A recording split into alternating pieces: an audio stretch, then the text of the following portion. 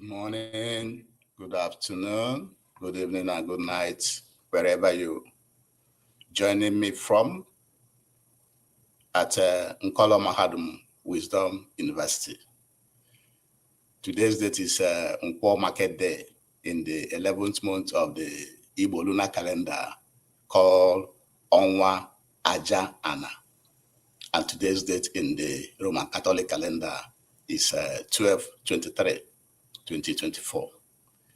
Remember, at Nkolo Mahadum, we always encourage you to use your naturally given common sense, which we call akonuche, to evaluate all the information you are getting from the time you wake up daily up to the time that you go to bed.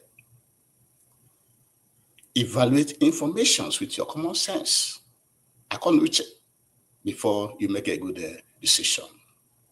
Also, we present lectures from Biafran and African perspectives to save you from colonial brainwashing, which you get from schools, churches, and many foreign media houses. Therefore, we present our lectures the way it concerns you and me, how it concerns Africans. That's how you should be looking at things. Therefore, join us at Nkolo Mahadum Wisdom University. Subscribe, like our lectures, comment, and follow us on Facebook, YouTube, Twitter, and other social media platforms. Today's lecture is, the title of this lecture is The Stampedes. The Stampedes in Ibadan, Oyo State, Abuja, FCT, and Okija in Anambra State shows poverty across Nigeria. Our topic today is that the stampedes, that is the loss of life from overcrowding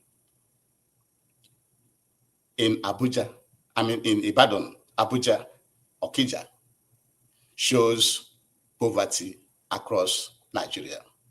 And the loss of lives should have been avoided if things are done differently.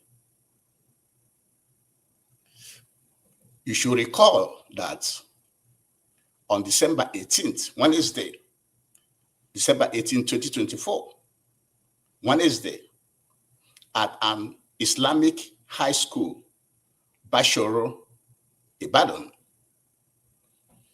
35 people were killed, 6 hospitalized, and 8 people were arrested.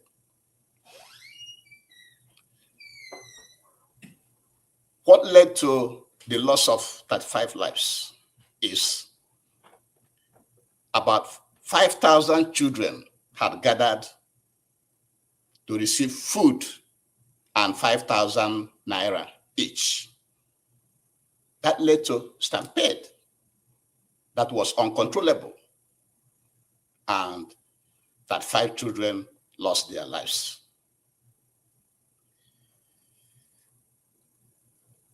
At Abuja FCT, about 1,000 people gathered at Holy Trinity Catholic Church, Maitema, Abuja, on 12/21/2024, on Saturday, and to collect food, where they were about to share food to families. The Catholic Church wanted to share food to families. And in that place, about 10 people, including 4 children, lost their lives, while 8 were wounded. And then on the same Saturday, 12/21/2024, when at Okija, Anambra State, this one happened in Okija, Anambra State, when Obi Jackson Foundation was distributing rice to people. 22 people were dead and many were injured. you can calculate it.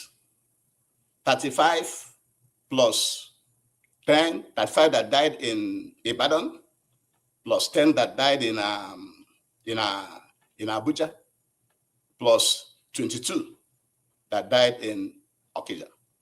That's a lot of human lives being lost just because they want to go and get food. Human lives should be preserved at all costs, because that's the only benefit we get by staying in this world, that you are alive. Because as soon as you die and you're put in 6 feet, that's it. So as soon as people are living in this world, they should be protected and not wasting of lives just because one wants to go and get food from a food sharing place. And so the conclusion, Nkoloma Mahadum have concluded from this incident that there is poverty everywhere in Nigeria, including Biafra land. Because sometimes you hear people say there are protests in Yoruba land, in the West and in the North, but there's no protest for hunger in the Eastern region, that is in the Biafra land of Nigeria. But you can tell from the 22 deaths in Okija that there are poverty in Biafra land. Nkoloma Mahadum want to make it clear to everybody that there are poverty in Biafra land. People are poor in Biafra land. And it is most heartbreaking that the people that died at Okija are mainly adult women who should know better.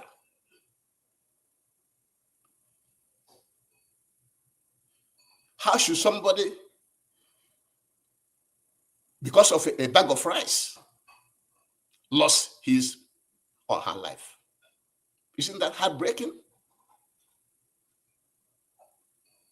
And so there is poverty across Nigeria, including in Biafra land.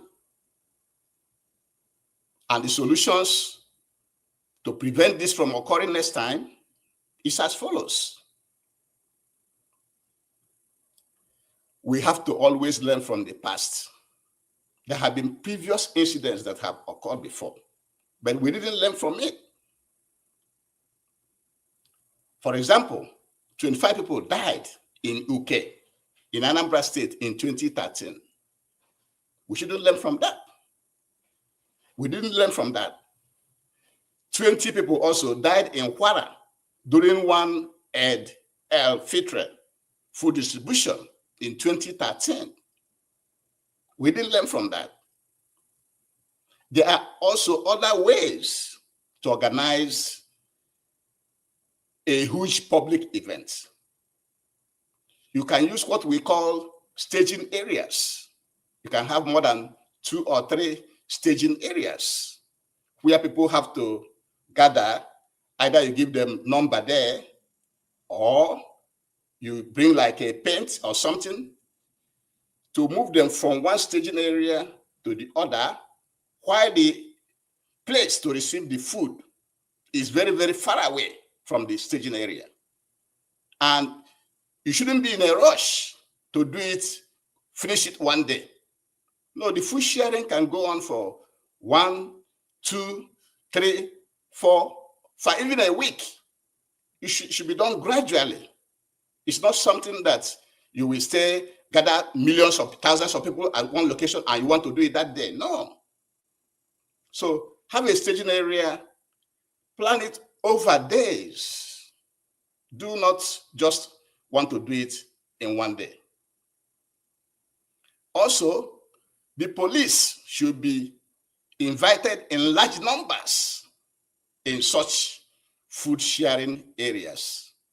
The police should not be on the road collecting bribe, dehumanizing people, torturing people. On such days of food sharing, the police should be moved en masse to those locations to help to organize the crowd. In that way, no life is supposed to be lost just because you want to give them food. The next solution is government should develop food sharing centers across the country. You develop food sharing centers. You don't have to be sharing food just on Christmas Day.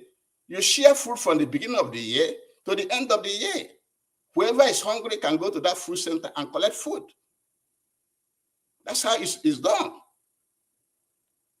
Also, government should redistribute wealth through provision of social security safety nets, or what we call social safety nets.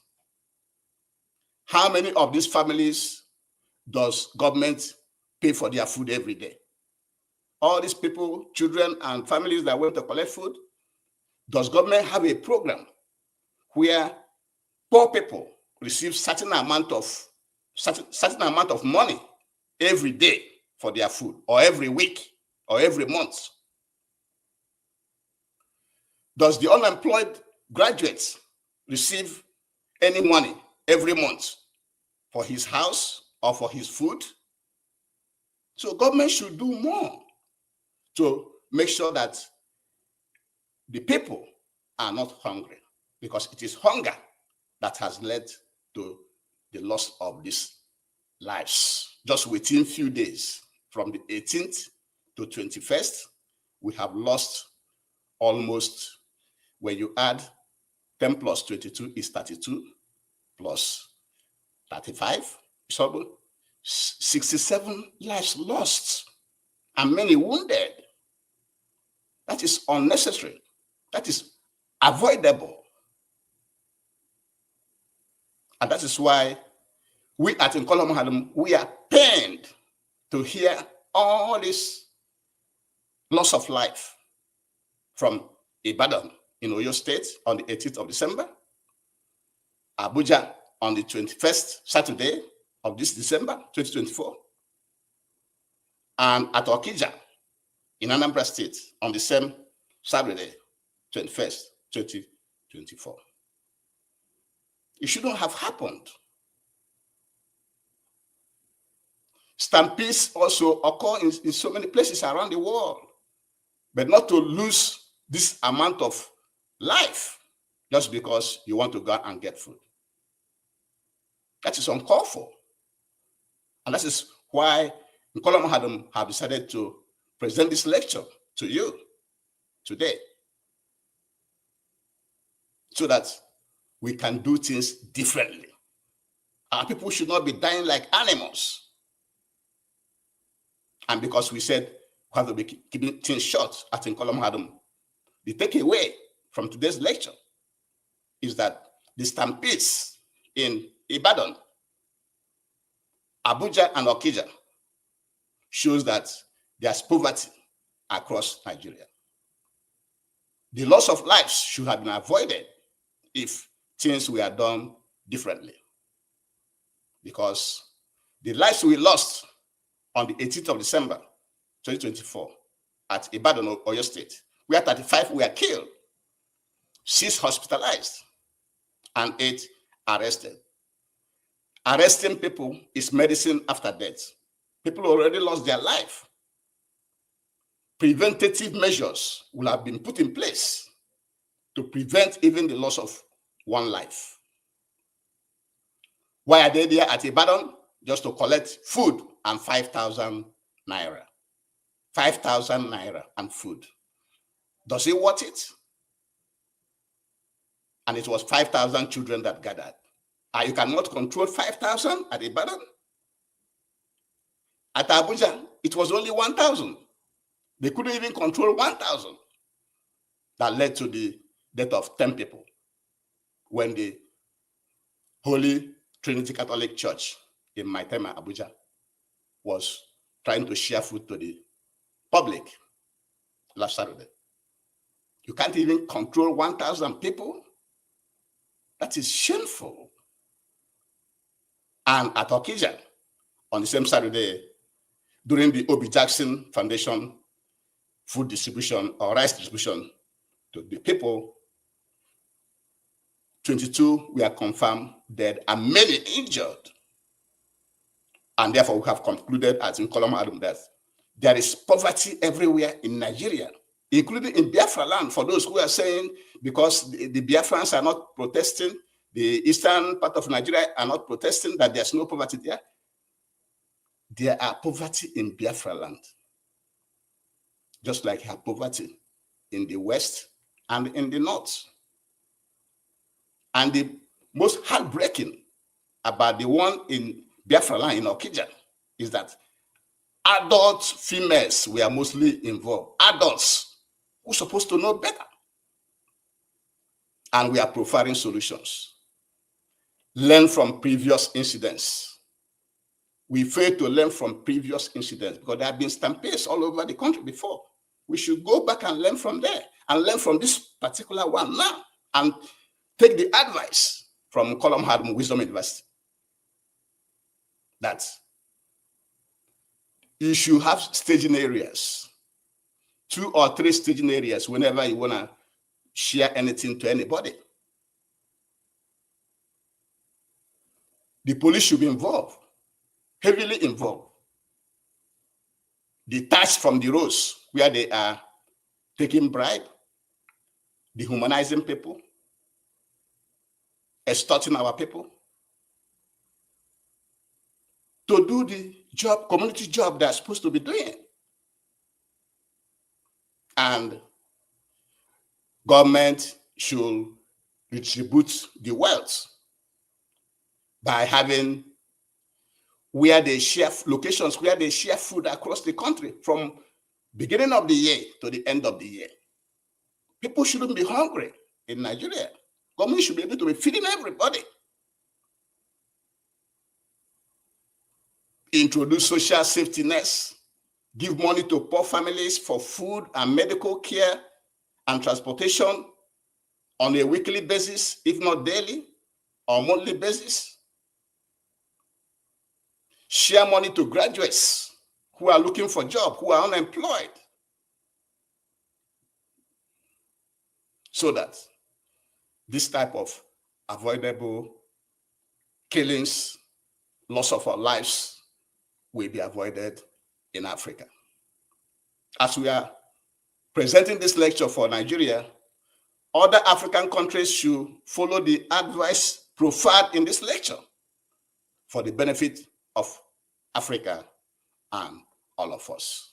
And with this, we shall be bringing today's lecture to an end. But before we end it, we must advise you to dismantle all the colonial boundaries in Africa.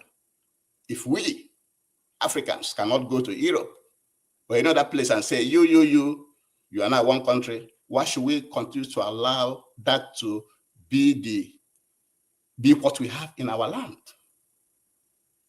Colonial boundaries is the genesis of poverty, of killings, of wars, of migration in Africa, and should be stopped right away.